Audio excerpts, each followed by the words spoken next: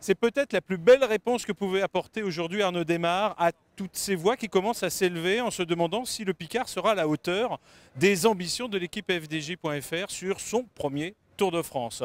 Il n'avait pas été présent dans les 10 premiers depuis le départ, 2 sprints déjà disputés. Eh bien c'est pour le troisième, ce troisième sprint qui lui a permis pour la première fois de monter sur un podium du Tour de France. Une troisième place derrière, bien sûr, l'inatteignable Kittel, inatteignable peut-être pas, parce qu'on a senti quand même que l'écart se resserrait. Écoutez justement la réaction d'Arnaud Démare. J'ai pas dans les parfaites positions, mais voilà, c'est quand même une satisfaction. Là, ce coup-ci, j'ai appris encore de mes erreurs d'hier, donc voilà, c'est une satisfaction de pouvoir faire troisième aujourd'hui.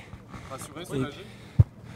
Ouais, voilà, soulagé, parce que c'est vrai que voilà, on se pose des questions si on est au niveau pour rouler à 60 à l'heure dans les 10 km, mais voilà, aujourd'hui, c'est vrai que j'ai vu que en plus on a géré différemment avec William et Michael, donc voilà, je suis content. Ouais.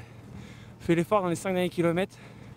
Avant, on était un peu plus en retrait, ce qu'on n'a pas fait hier, où justement on était tout le temps essayer d'être placé dès à 20 km de l'arrivée déjà, alors que bon, aujourd'hui, on a géré différemment. Ouais. Un sprint, une première place finalement, un premier podium.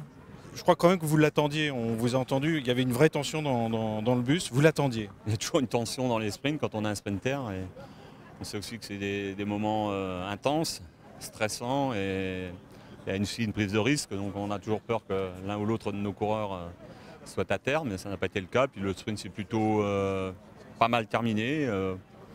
Je trouvais qu'Arnaud avait de la vitesse dans les 100 derniers mètres, c'était pas mal. Qu'est-ce qui lui manque?